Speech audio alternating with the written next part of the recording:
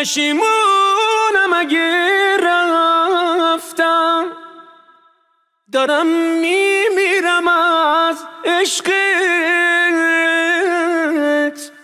من از عشق تو سر رفتم، نمیتونم که برگردم، به احساس تو بد کردم. نفهمیدم چه پیش اومد که قرمز بود و رد کردم.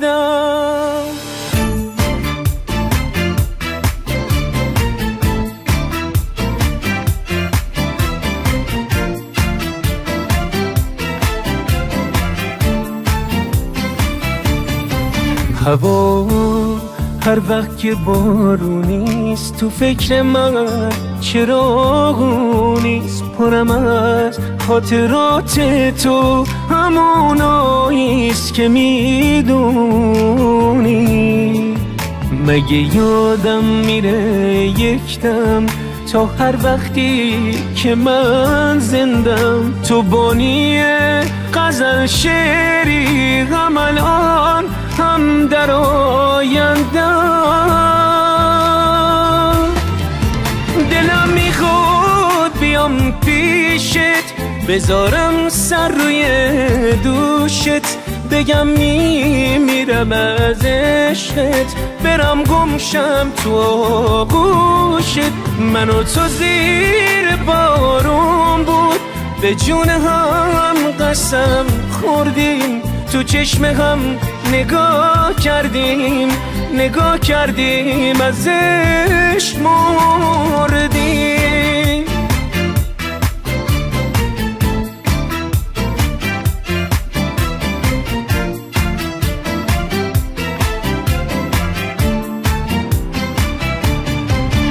نمیخواستم برم رفتم، پشیمونم اگه رفتم، دارم میمیرم از عشقت. من از عشق تو سر رفتم، نمیتونم که برگردم، به احساس تو بد کردم.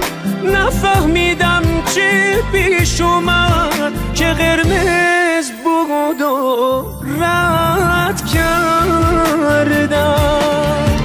دلم میخواد بیام پیشت، بذارم سر روی دوشت، بگم میمیرم از عشقت، برم گمشم تو آغوشت. من و تو زیر بارون بود، به جون هم قسم خوردیم، تو چشم هم نگاه کردیم از عشق مردیم.